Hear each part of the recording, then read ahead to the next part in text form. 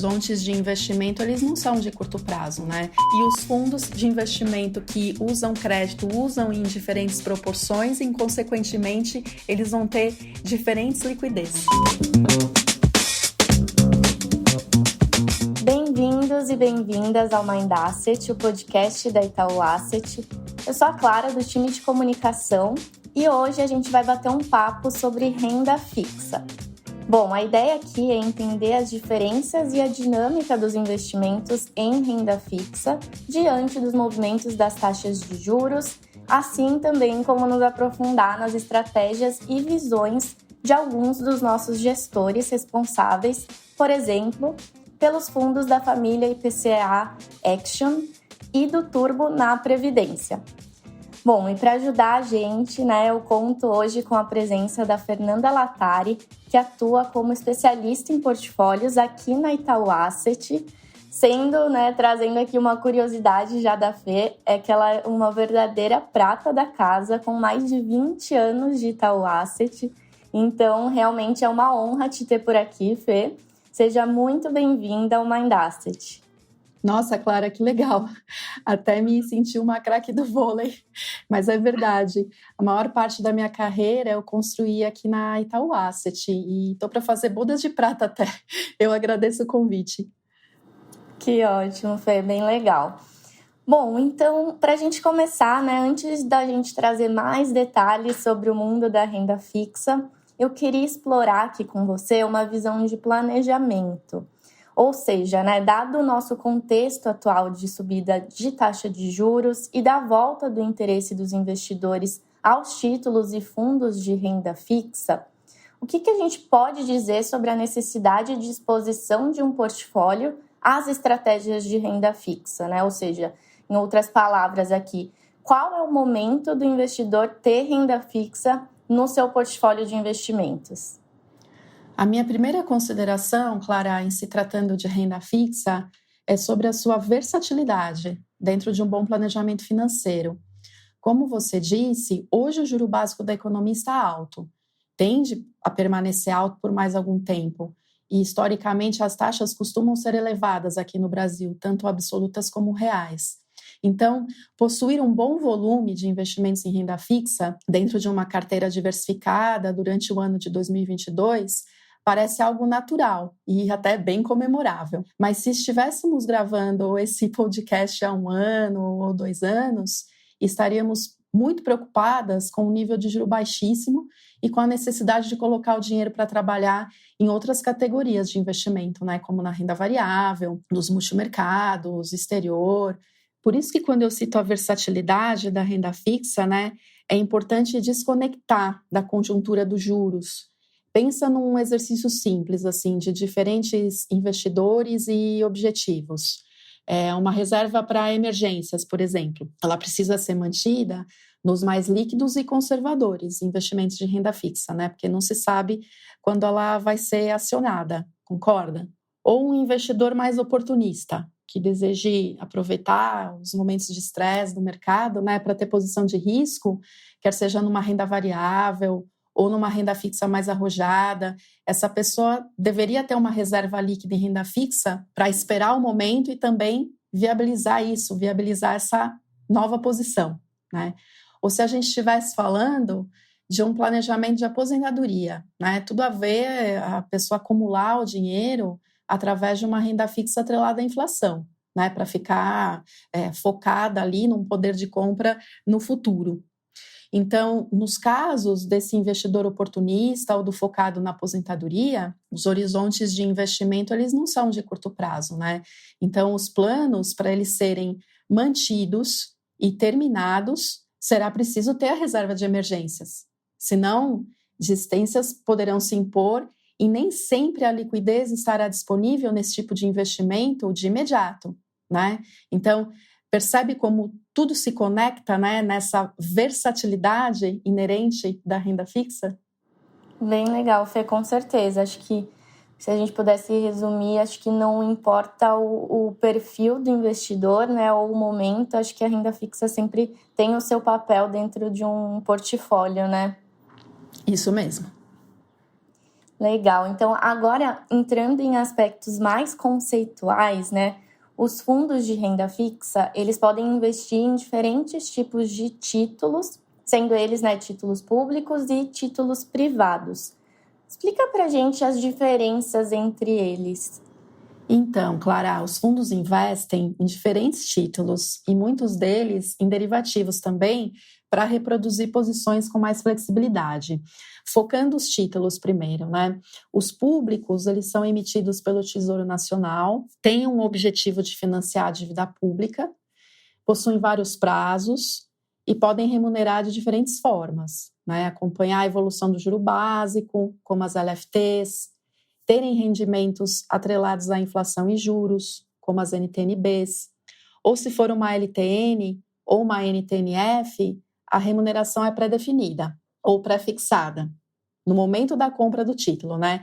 Mas desde que esses títulos sejam levados até o vencimento, senão ganhos ou perdas vão depender das condições de negociações do mercado, né? Então, essa parte da remuneração pré-fixada, muitas vezes confunde um pouco o investidor, então é importante se falar dessa questão de levar até o vencimento ou desistir no meio do caminho ou negociar no meio do caminho, traz alguma consequência. Já os títulos privados, eles também possuem vários prazos e indexadores de remuneração. Também podem ter um rendimento pós-fixado, pré-fixado ou atrelado à inflação. A principal diferença aqui, em relação aos títulos públicos, vem do emissor da dívida, que vão ser companhias, né? Tipo bancos, seguradoras, empresas dos mais variados setores da economia, né? Então, tem alguns títulos muito conhecidos das pessoas, como os CDBs, as debêntures, as letras financeiras, né? É mais comum a gente encontrar isso de maneira bastante diversificada dentro dos fundos de investimento, mas alguns desses títulos também são adquiridos de forma direta pela pessoa ali que está procurando diversificar na renda fixa com risco de crédito. Certo, Fê. E puxando um gancho aqui, né, que você trouxe também do movimento das taxas de juros, como que elas em si afetam esses diferentes tipos de títulos? Legal essa pergunta, porque muitas vezes, né, a gente vê por aí uma simplificação extrema, né? Investir em título público, ou investir em fundo, ou investir em X, em Y, sem dizer impactos, né? Então, essa tua pergunta é super interessante, ainda mais aqui no Brasil, que a gente tem momentos de guinada importantes, assim, de tendência de taxa de juros, né? Então, por exemplo, os títulos com uma remuneração pós, né, em geral, eles vão seguir um indexador, como o CDI, Selic, ou até mesmo o IPCA, né? E, além disso, eles podem oferecer um prêmio, um acréscimo em relação à evolução dessa taxa básica, desse indexador principal, né? Então, se o juro sobe ou cai, o rendimento vai acompanhar essa direção. Já quando a gente está falando de título com remuneração pré-fixada, ele tem uma dinâmica mais diferente, né? Se a posição ela vai ser feita agora, o investimento vai ser feito agora a uma taxa pré-fixada de 13%, e os juros subirem para 14% ou 15%, a pessoa ela deixou de ganhar esse plus, né, esse a mais de remuneração, porque ela colocou o dinheiro dela para trabalhar a 13%, né? Mas se os juros caírem para 9%, o ganho pré-determinado, aquele ganho que ela fez a primeira aplicação, terá sido maior, né? Então, vai sempre depender se está subindo, se está caindo, em relação a quando que o investidor começou aquele investimento, ou o gestor do fundo, né? Dentro ali das possibilidades dele de exposição, começou aquela aplicação em taxa. Certo, ficou super claro, Fê. Aí, dentro desse contexto também, acho que um outro conceito que gera bastante dúvida nos investidores em geral é o conceito de duration, que está atrelado, né, ao prazo de cada título de renda fixa. Como é que funciona a dinâmica dessa variável em si? Pensar em duration é pensar na duração, ou tempo de algo acontecer. é mais comum sendo informada em dias ou anos, em relatórios, em lâminas comerciais, mas não vem escrito, né, no nome do investimento, no nome de um fundo, ou muito assim diretamente quando você está adquirindo um investimento individual, um título individualmente. Muitas vezes você encontra ali numa classificação Ambima, ou esmiuçando um pouquinho mais a informação, né? Porque não necessariamente vai ser o prazo de uma aplicação, mas o prazo médio dela, né? Aí é que está a dificuldade, muitas vezes, de entender o conceito e a dinâmica dessa duration, né? Dessa duração. Então, quanto maior o prazo de um título, maior a duration. Se o título tiver pagamentos intermediários antes do vencimento, chamados cupons, a duration pode ser menor que o prazo do título, né?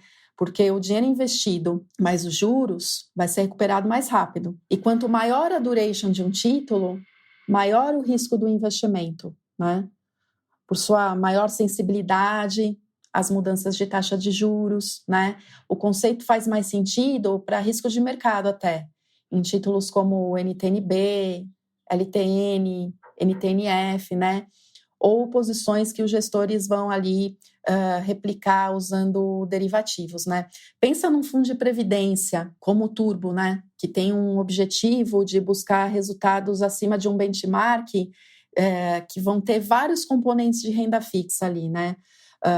Vários indexadores, vários prazos, mas não são ali elementos de curto prazo de renda fixa, né? Ele tem uma duration de 3 anos, tá? Ou pensa num fundo atrelado às NTNBs, com prazos bem longos, né? Esse fundo, ele, de repente, tem uma duration de 10 anos, né? Então, o segundo fundo, com uma duration de 10 anos, ele vai ter o seu retorno oscilando bem mais, né, do que o primeiro, com uma duration de 3 anos, né? Então, a duração, ela também é uma medida de risco potencial dos investimentos, né? De amplitude de oscilação, tanto para cima quanto para baixo, né? Porque os investimentos de renda fixa, eles podem ter variação positiva ou até mesmo negativa, né? E essa duração, essa duration, nos ajuda a compreender o potencial dessa oscilação. É uma medida interessante para a gente prestar atenção na hora de investir. Com certeza, Fê. Acho que, pelo que a gente pôde ver até aqui, né, deu para entender bem como é que a renda fixa, de fato, não é tão fixa assim. E dado, né, que são essas movimentações e particularidades, né, em si, que geram oportunidades para os nossos gestores se posicionarem, né, e conseguirem capturar retorno nos nossos fundos de investimento. Quando a gente fala um pouco mais de cenário prospectivo, como é que está a visão deles sobre o uso de crédito? Ótima pergunta, né? O crédito, ele vem sendo uma categoria de renda fixa muito importante para trazer boa remuneração nos últimos meses, eu diria nos últimos 12 meses, 18 meses, né? Os fundos puros de crédito, né?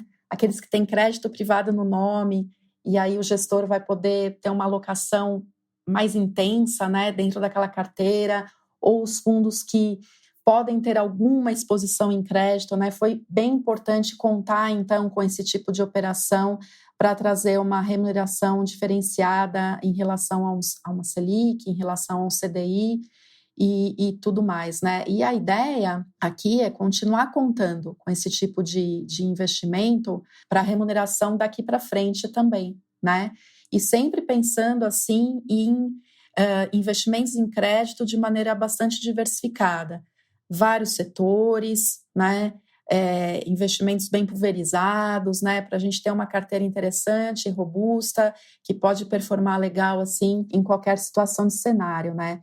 Então, também usando alguns produtos como exemplo, né? A gente pode ter o crédito ajudando a uma remuneração de um investimento mais conservador ali, que a gente já falou que é importante para uma reserva de emergência, como um fundo DEI com crédito.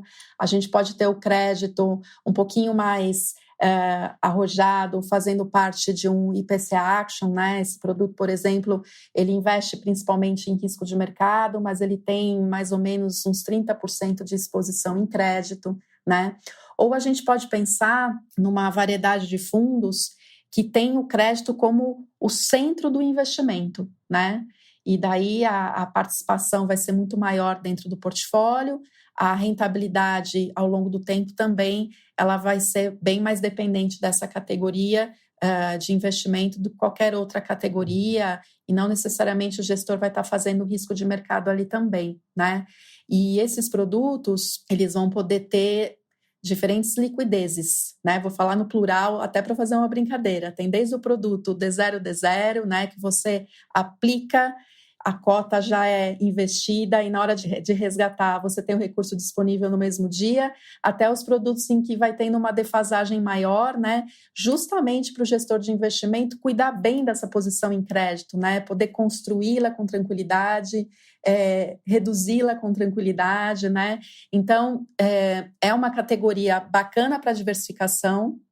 A gente acha que ela deve performar bem ainda aí num horizonte futuro, e ela é muito diferente entre si, e os fundos de investimento que usam crédito usam em diferentes proporções e, consequentemente, eles vão ter diferentes liquidez, né? Então, a brincadeira das liquidezes, né, é para a gente também prestar atenção no que a gente está fazendo, porque um fundo de crédito ele pode ser usado desde para construir, acumular recurso ao longo do tempo, com um horizonte de investimento de médio e longo prazo, ou ele pode ser ali um temperinho de um investimento mais líquido, como o fundo DI com crédito, para ser usado na reserva de emergência. Então, de certa maneira, aqui a gente também está falando de flexibilidade, de versatilidade dessa categoria de investimento de renda fixa. E puxando agora nosso papo para um tema de inflação em si, né? A gente tem visto a divulgação de indicadores aí, como o IPCA 15, né, recentemente,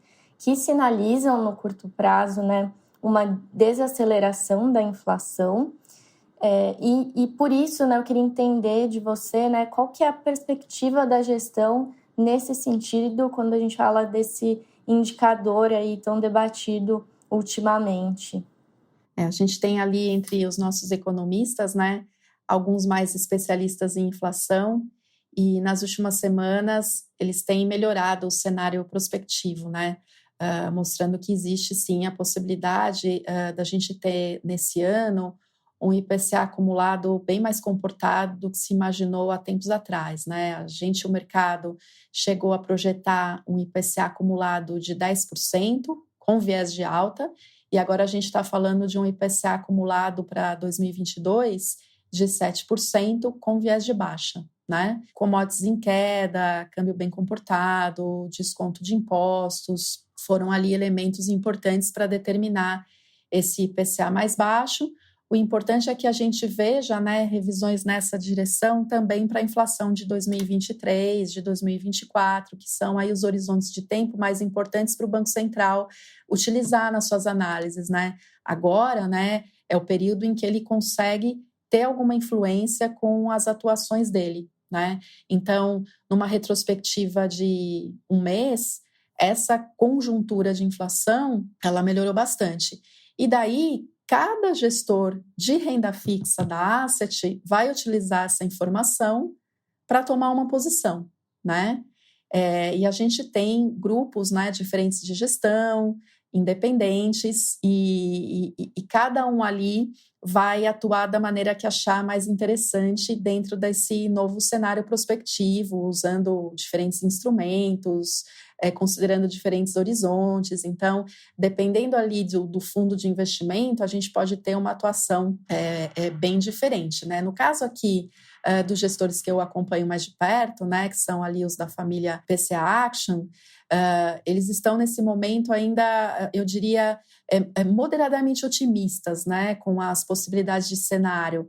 Então, eles estão monitorando o mercado, aproveitando as oscilações das taxas de juros, né, essas taxas de juros pré-fixadas ou dos títulos atrelados à inflação, para construir as novas posições, né, que podem ser beneficiadas nessa direção de uma inflação mais baixa e de, em algum momento do ano que vem, o Banco Central começar a sinalizar que pode vir a cortar a Selic, né, se ele estiver tranquilo em relação ao balanço de riscos, né, porque, por enquanto, não se considera isso nos preços de mercado, né, nos preços de mercado tá implícito ali que vai demorar um pouquinho mais para essa taxa de juros cair.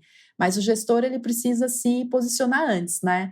E a cabeça dessa mesa de gestão é uma cabeça na direção de aplicar nas taxas pré-fixadas, né? Para entender ali que talvez mais adiante o Banco Central venha a cortar a taxa Selic, né? Mas eles, em paralelo a isso, eles monitoram o cenário internacional, o cenário fiscal doméstico, né? E na medida que esses elementos eles forem ficando mais claros, né, como podem vir a se comportar nesse horizonte de um ano à frente, talvez eles venham até fazer algumas posições maiores, né, na classe pré-fixada ou nas NTNBs com prazos um pouquinho mais alongados, mas eu diria que neste momento eles estão moderadamente otimistas para aproveitar as oportunidades relacionadas a esse cenário mais baixo de inflação. Bom, Fê, super legal esse panorama. Acho que você tocou em pontos bem importantes, né? Como a variedade de pensamento, da gestão em si, das mesas e também da especialidade dos gestores, né? Acho que é muito importante a gente sempre tocar nesse ponto. E aí, eu queria te fazer uma pergunta dentro da sua colocação, da sua resposta, que foi sobre preço de mercado. Será que você pode explorar um pouquinho mais esse conceito, até para ficar mais claro aqui para os nossos ouvintes? Sim, certamente. Os gestores de renda fixa, eles são muito especializados nesse mercado. Em geral, vão constituir suas posições mais aqui no mercado doméstico, mas também, dependendo do mandato do fundo, podem fazer operações de renda fixa no mercado internacional, né? Mas vamos focar aqui no mercado doméstico para facilitar e também para fazer uma conexão com o que é feito, por exemplo, dentro do IPCA Action. Ele vai monitorar elementos de cenário, vai estudar como que o mercado se comportou no passado, né? Vai pedir uma série de estudos para o nosso economista especializado em inflação, política monetária, nível de atividade. Muitas vezes também tem que olhar com um pouco mais de cuidado o que está acontecendo com a moeda, porque a moeda pode influenciar uma inflação e, consequentemente, os juros.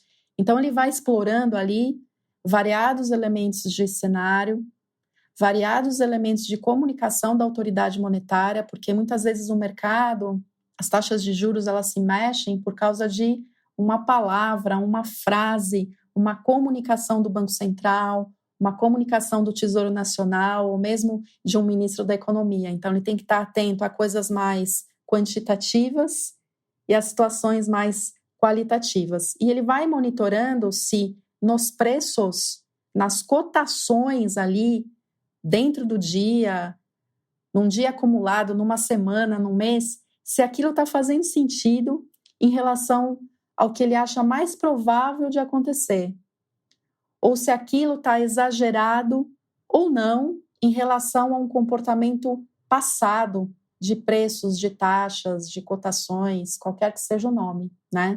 Então, é um trabalho diário de contestar ou não o que está no preço de mercado, para montar a posição.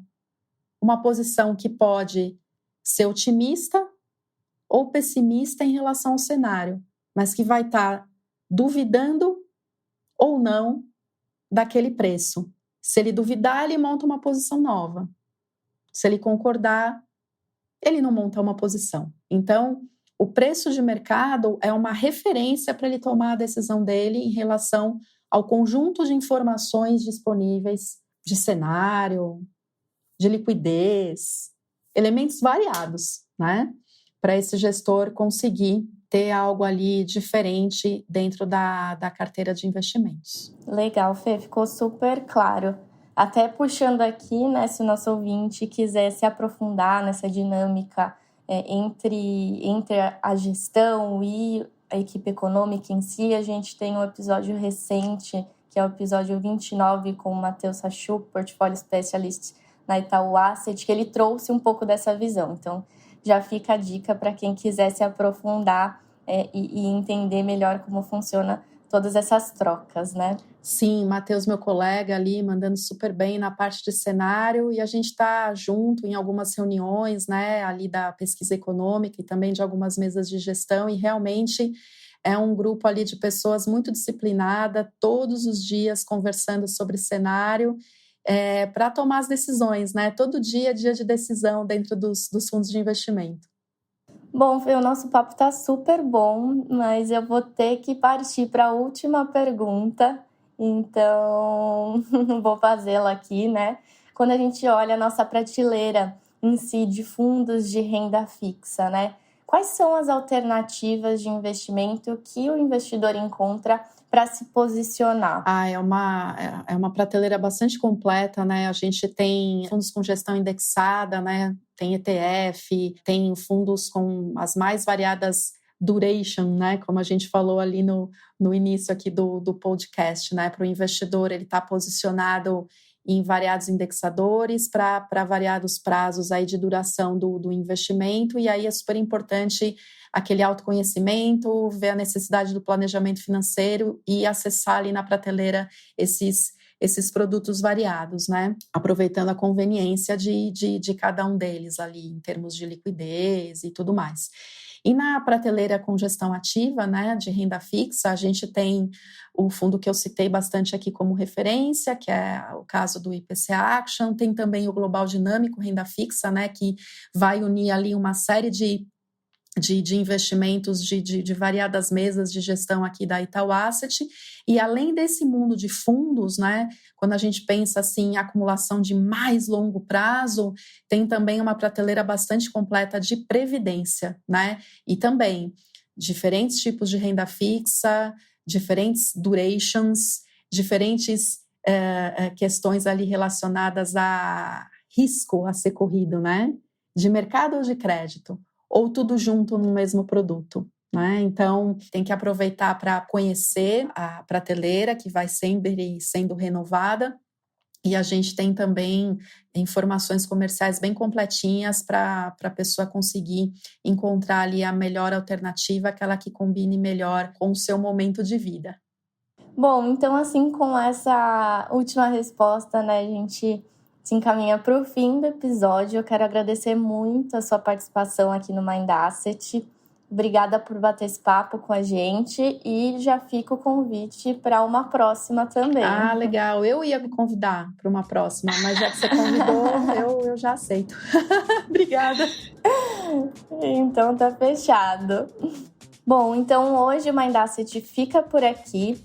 Mas se você ainda não nos acompanha nas nossas outras redes sociais, já fica o convite para você apertar o follow e acompanhar os nossos conteúdos diários e semanalmente o nosso podcast na sua plataforma de áudio preferida. A gente se vê por aí.